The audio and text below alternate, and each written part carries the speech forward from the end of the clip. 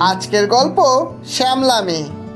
Local ট্রেনের জানলায় একটি মিষ্টি মুখের শ্যামবর্ণা মেয়ে বসে গল্পের বই পড়ছে।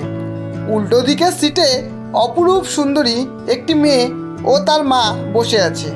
মেয়েটির তরুণী বয়সের রূপকে মাঝবয়সী মাও যেন পাল্লা দিচ্ছে। দুজনেই যেন ডানা কাটা পড়ি। সমস্যা হলো, যখন জানলা দিয়ে সুন্দরী মেয়েটির মুখে রোদ এসে পড়তে লাগলো, তার মা মুচকি হাসি দিয়ে মেয়েকে বললেন, সরে আয় এদিকে, ওই রোদ তোর মুখে লাগলে তুইও ওর মতো হয়ে যাবি। অবশ্যই তার এই ব্যঙ্গাত্মক উক্তি উল্টো দিকে জানলায় বসে থাকা শ্যামবর্ণা মেয়েটিকে উদ্দেশ্য করেই।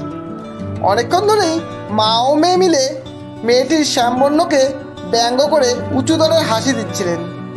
অবশেষে সেই শ্যামবর্ণা মেয়েটি মুখ খুলল, বলল, রোদ মুখে লাগলে আমার মতো হয়ে যাবে? আমার মতো হয়ে যাওয়া এতই সোজা?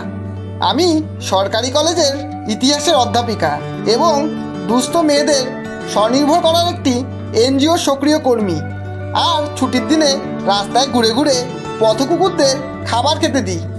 তারা অসুস্থ হলে চিকিৎসার ব্যবস্থা করি। আর ফর্সা রং নিয়ে বিকৃত অহংকারে কাউকে ভুগতে দেখলে যেই হাত দিয়ে সকলের সেবা করি, সেই হাত দিয়েই থাবড়া দিয়ে সোজা করে দিই।